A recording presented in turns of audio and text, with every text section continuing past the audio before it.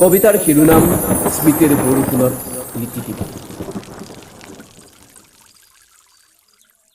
হৃদয়ৰ তাগিদাত আকৌ তুমি উভতি নাহিবা।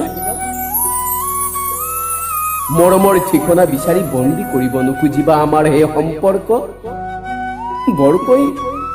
বৰকৈ জোনলৈও নাচাবা।